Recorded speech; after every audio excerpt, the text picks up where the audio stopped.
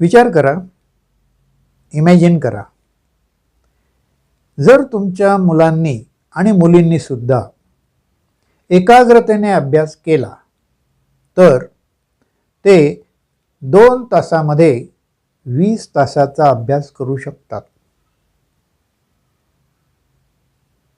मी Madhav दिंडोरकर, motivational speaker आणि counsellor. आपण एक उदाहरण घेऊ की तुमचा मुलगा किंवा मुलगी ही अभ्यासाला बसलेली आहे आणि तिच्या मनामध्ये अभ्यासाच्या व्यतिरिक्त असे 9 विचार आहेत. खरं तर 9 पेक्षा जास्त विचार असतात, पण आपण असं समजून चालूया की फक्त 9च विचार आहेत आणि एक ती अभ्यास करते. आता अभ्यासाला सुद्धा मेंदू एक विचारच समजतो. म्हणजे त्यांच्या मेंदूला किती विषयांवरती, किती विचारांवरती काम करावं लागणार आहे? 9 अधिक 1 10, बरोबर आहे. आता 10 विचारांवरती जेव्हा मेंदू काम करत असेल तेव्हा त्याची जी काही कॅपॅसिटी असेल, क्षमता असेल, पॉवर असेल, एनर्जी असेल, ती किती ठिकाणी डिवाईड होणार आहे? 10 ठिकाणी. 10 ठिकाणी डिवाईड होईल. म्हणजे प्रत्येक विचाराला किती पर्सेंट आले? 10%. मग अभ्यासावरती त्यांचा मेंदू किती काम करेल? 10%. आणि बाकीचे 90% ही एनर्जी कुठे जाणार आहे? अशा विचारांवर ज्याचा अभ्यासाशी दूरचा काही संबंध नाही आहे.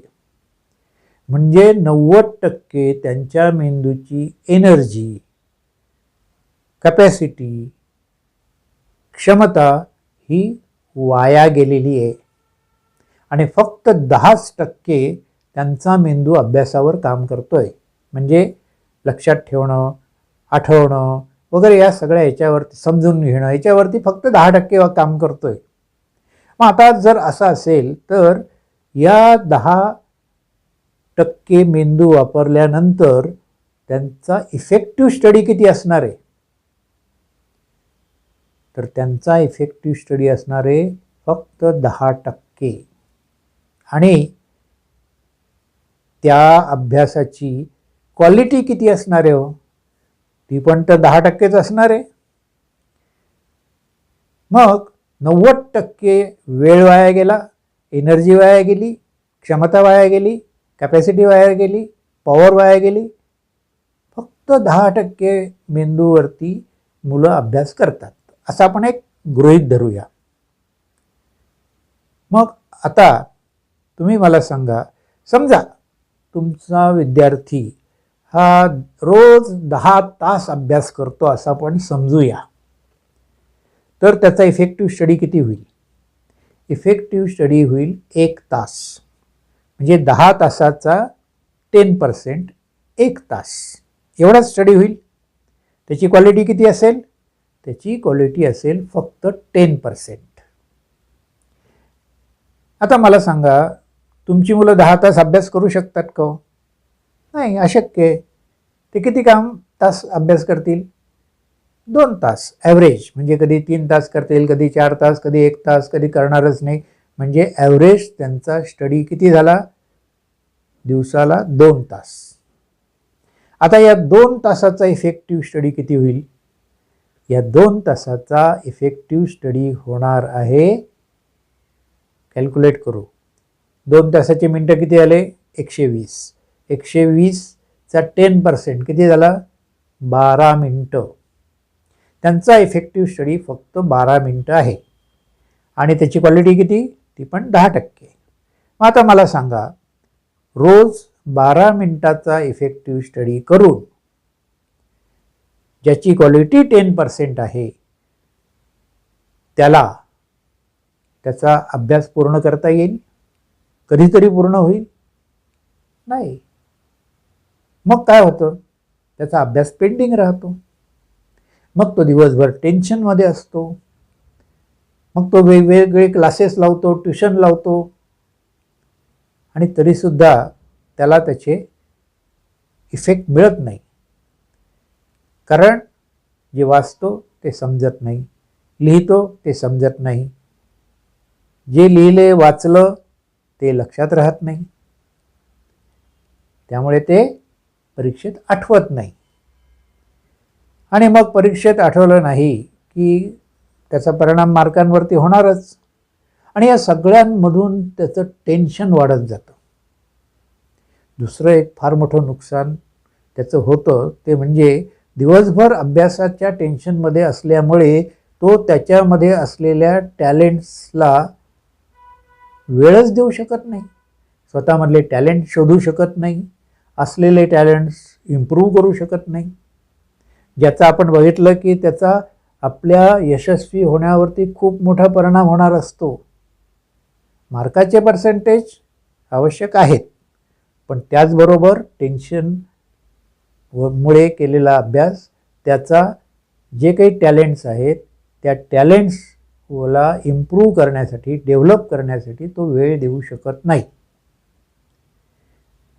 मग आता समजा आपण असा विचार करू की त्याने 100% कॉन्सन्ट्रेशनने अभ्यास केला, म्हणजे ज्या विषयाचा अभ्यास करतो आहे फक्त त्याच विषयावरती फोकस केलं, तेच विचार त्याच्या मेंदूमध्ये आहेत, इतर सगळे विचार बाजूला झालेले आहेत आणि तो अभ्यास करतोय. अशा वेळेस काय होईल?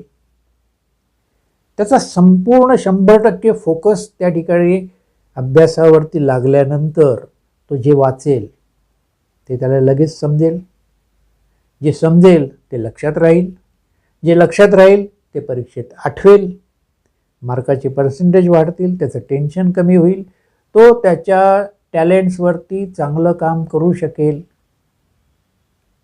हे सगळं तो करू शकेल केव्हा? जेव्हा त्याचा 100% फोकस आहे. आता 100% फोकस केल्यानंतर काय होणार आहे ते बघा. त्याचा इफेक्टिव्ह स्टडी किती होणार? त्याचा इफेक्टिव्ह स्टडी होणार 100%.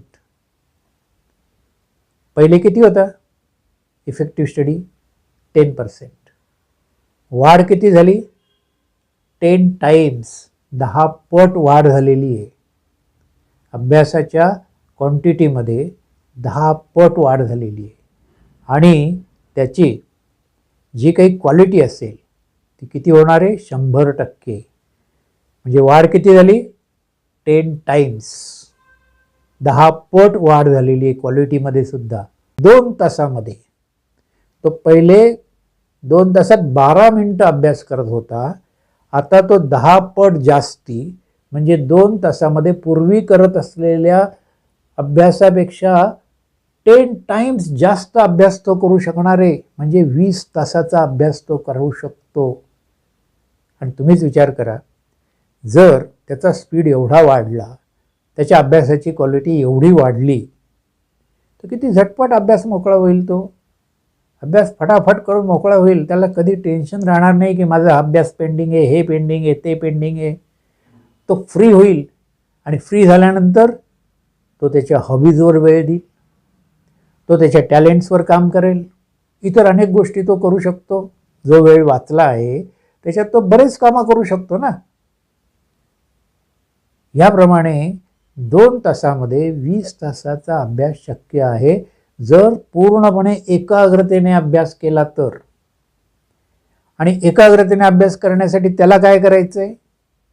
त्याला फक्त एकाग्रता शिकायची आहे. आणि ती एकाग्रता तथास्तु इंडक्शनच्या माध्यमातून तो शिकू शकतो. भेटूया आपण पुढील व्हिडिओमध्ये. तोपर्यंत धन्यवाद.